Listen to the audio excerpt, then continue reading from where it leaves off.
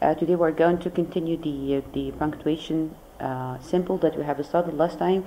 We explained the comma. I think I have posted for you in a video on your LMS. We will go today with the colons, and to remind you, the colons are like the two dots, like this one. The two dots. One of the main features of the colon that it should be preceded by a complete sentence or a complete thought. Tell me first, can you see my screen? Can you see my screen? Yes. Yeah, the colons, right? Right now? Yeah. Okay, great. So the colons connect two independent clauses together, and this means that it should be preceded by a complete sentence or a complete thought. Also, the colons can introduce list of the things or explanation. To make sure that the colon is used in the correct place, you have to replace it by a period and read the two separated items together. If they give you a complete sentence or two complete thoughts, that means that the colon is used in the correct place. Look at this example. Jasmine brought everything she needed for the exam, including pencils, a backpack, and a calculator. Just here the colon. Erase it or replace it by a period or a full stop, and then read what's left out from the sentence. The sentence will be Jasmine brought everything she needed for the exam, including. Does this give you a complete meaning or give you a complete sense? No. The answer is no. It doesn't give me a complete sense. So how to correct it? In order to correct it, the colon should be preceded by a complete sentence. So it should be here and erase including. So including here will be replaced by the colons, because including means introducing the list of the things. So Jasmine brought everything she needed for the exam. The colons, pencils, a backpack, and a calculator. The colons, here's again, is following the two correct rules. Number one, it is preceded by a complete sentence. It means that I can replace it by a period or a full stop. Jasmine brought everything she needed for the exam. Number two, it presents or it provides or introduces list of the things that she has bought for the exam, which are pencils, backpack, and calculator. One of the other common use of the colons is to introduce list of the things, to introduce a quotation, and to introduce a summarization or explanation. There is another example for the introducing list of things. We covered many of the fundamentals in our writing class: grammar, punctuation, style, and voice. Here, if you stop here and put a period or a full stop, this is a complete sentence. We covered many of the fundamentals, one of the most important features in our writing class. After the colons, I introduced the list of the things that we have covered, the list of the fundamentals or the list of the important features that we have covered in our writing class, which is grammar, punctuation, style, and voice.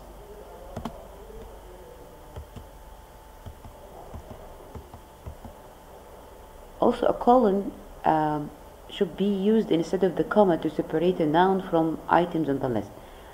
Like here in this, Louis was excited to meet his relatives, his aunt, uncle, and cousins from Bahamas. What's wrong here? What's wrong here?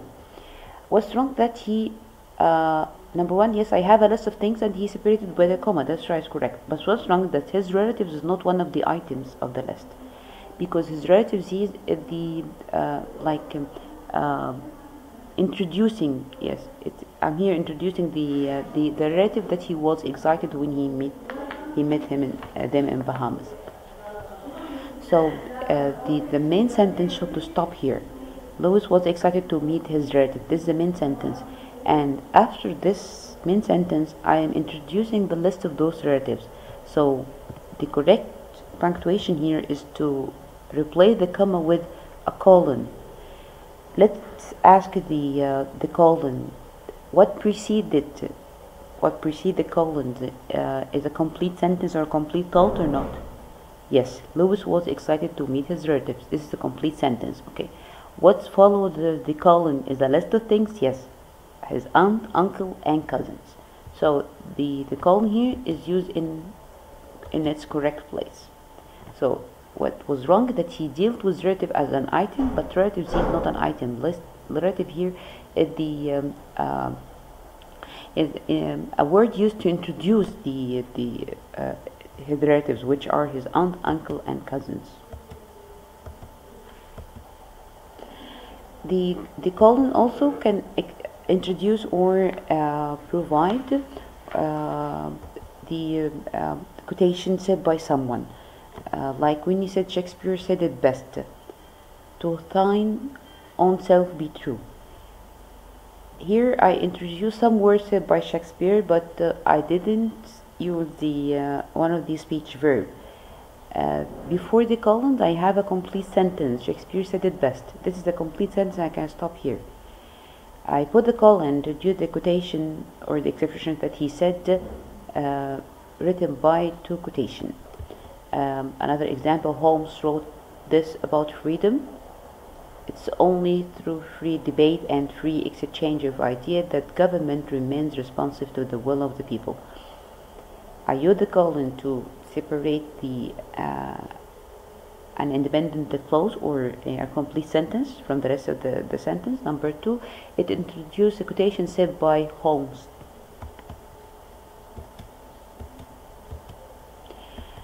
What's left out is the common use of the colon is to provide explanation. Look at these two examples. Many graduated students discover that there is a dark side of academia. Late nights, high stress, and a crippling addiction to decaffeinated beverage. The colons here are placed in the correct place for two reasons. Number one, it is preceded by a complete thought or a complete sentence. Number two, it is followed by explanation of those dark sides that he mentioned in the first sentence. What are they? Late night, high stress, and so on. And meanwhile, on the same time, you can say that it introducing the list of the thing that of the dark side or the little thing that the student doesn't like about the academia. Example 2. Sandy repeatedly complained about her least favorite restaurant. Places where you can often hear loud conversation and crying babies. The colons here is placed in the correct place. Number one, it is preceded by a complete sentence. Number two, it is followed by an explanation of the list of the things that she didn't like about those restaurants. That they are places where she hear loud voices and cries of the babies. We are still with the same sentence. In this sentence above, yes, as I told you, the semicolon is followed by the colon is followed by explanation for the restaurant that she the item, the thing that she will find in the restaurant, like the loud conversation or the cries of the babies. Some mistakes with using the colon. Number one, to put it in the middle of the sentence. I mean that to put it between the verb and the subject. Like here, the very best peaches are those that are grown in the great state of Georgia. Here, number one, it's not following our rules. It is preceded by incomplete sentence. The very best peaches are something missing. Number two, those that are grown in the great estates, the colons here came in the middle between the verb and this object. To correct this, just simply erase or remove the colon from the sentence. Also, to use it between a preposition and its object. My favorite cake is made of carrots, flour, butter, eggs, and cream cheese icing. The colon here is preceded by incomplete sentence, and it comes between the preposition and its object. To correct this mistake, you just remove the colon, you will get a complete sentence. How to check for the mistakes? You have to ask this question: what precedes the colon is a complete sentence? What precedes the colon can stand for itself by its own or not? If doesn't stand by its own, this means that the colon is placed in a wrong place. If what preceded the colon can stand by its own and give me complete sense, so this means that the colon is in the correct place. Look at this example from the SAT.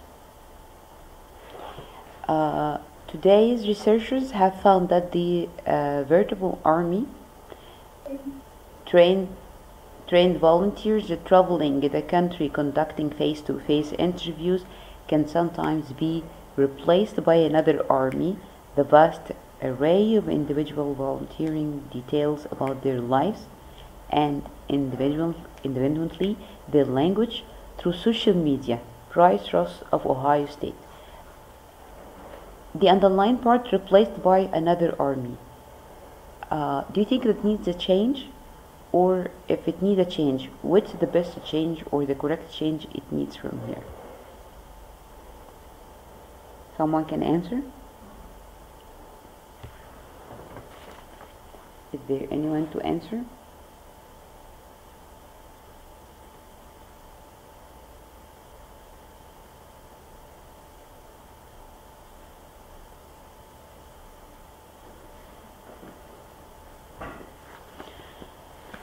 Okay, the correct answer is D, replaced by another army and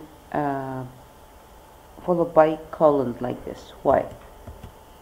The portion of the sentence after army, this part, describes the other type of army, the vast array of individual volunteering details about their lives. This is a description for the other type of army. We need to punctuation to separate the complete thoughts, separate them up until the word army from the phrase elaborating on this group of people. If you look at C, this is incorrect because the phrase following army isn't a complete thought. This phrase is not a complete thought, so I can't separate it by a semicolon.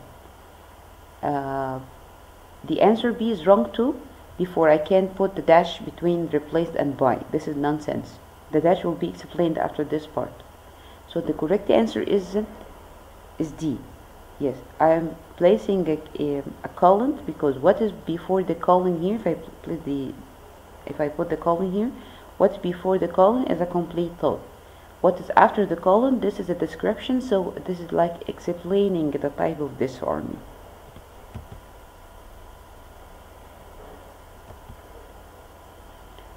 After the colon we have the semicolon. Semicolons, it looked like this, a comma, and above it or above it, yes, we have a dot or a period. So just to remember it. The semicolon is used to separate two complete thoughts together too. It comes in the middle. Remember, the colons preceded by a complete thought only, but the semicolon separated two complete thoughts together. It means that if you put a period between those two items or put a period instead of the semicolon, the two separated sentences will give me two complete meaning. Look at this one. Because Jess is my friend, I invited him to my party. I separate these two items with the semicolons. Let's check it. If I just replace it by a full stop or a period and start to read the left out parts, read each one of them separately. Because Jess is my friend. This is the first part. I invited him to my part, the second part.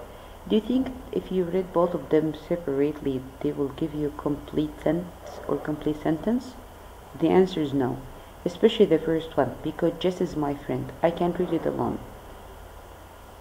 So how to correct it? Just remove because and put the semicolon. Jess is my friend. I invited him to my party.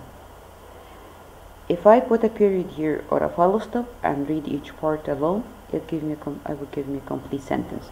Jess is my friend. I invited him to my party. I use the semicolon to connect the two independent clauses together or two simple sentences together.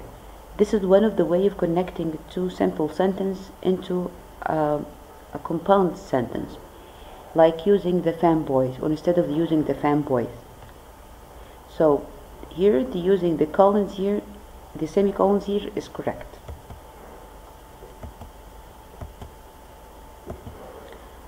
Look at this example. High level of carbon dioxide in the air.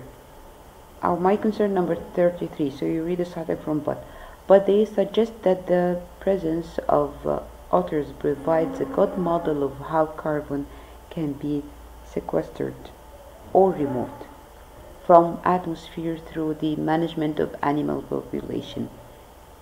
We will stop here. This is my concern. This sentence starts from but to population. The underlying part or removed, and then you put the semicolons from. Do you think it needs a change or not? If it needs a change, which one of them, of those choices, is the correct one?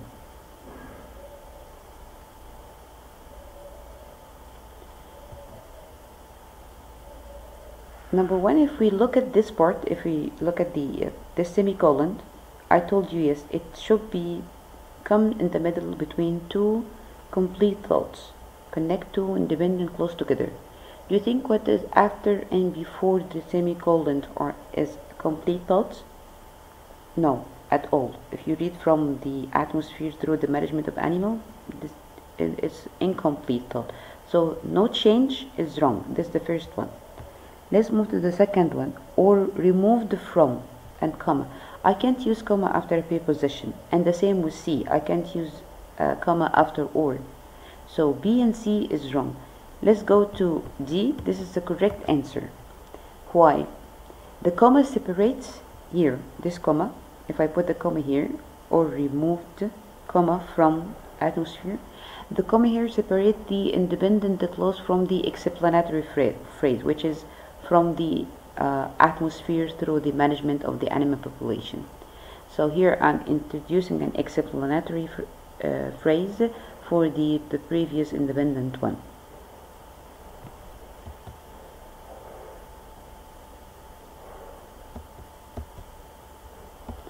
We're still with the semicolons, and one of the common use of it.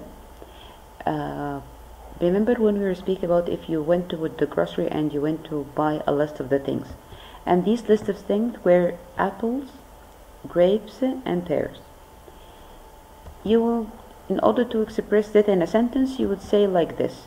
You would separate the items with comma. I bought apples, grapes, and pears, because I have list of the things, like we said in the comma.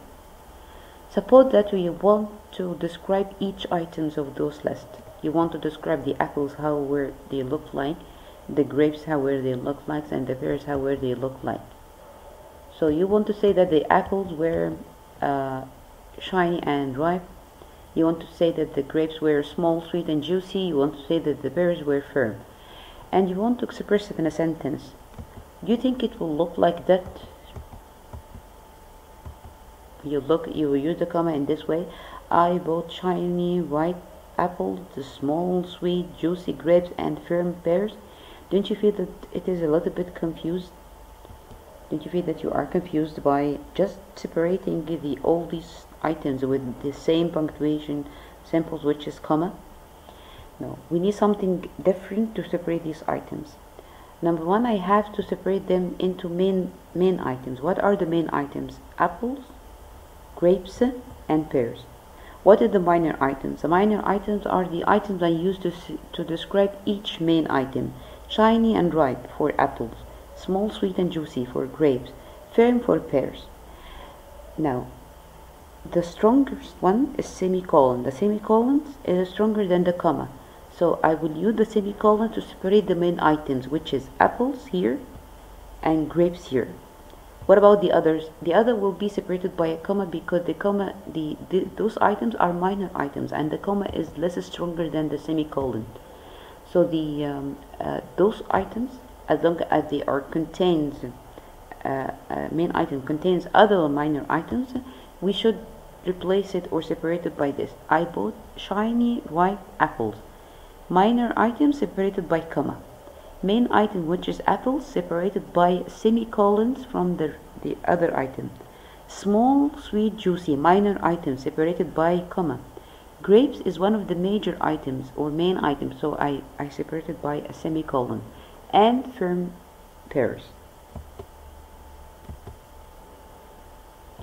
Yes, again, we said that the semicolon can be used to connect two independent clauses together, like instead of using the coordinating conjunction, which are the fanboys.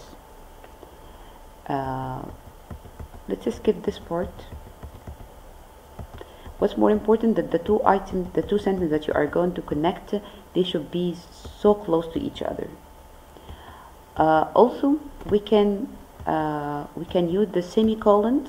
One of the ways of connecting two independent clauses is the fanboys semicolons, or the adverbial conjunction, or the conjunction adverb, like consequently, like also, like then. I put it in we put those adverbial conjunction surrounded by a semicolon and a comma. This is one of the three ways to connect two independent clauses together. The dashes, I will stop here to start a new session with the dash.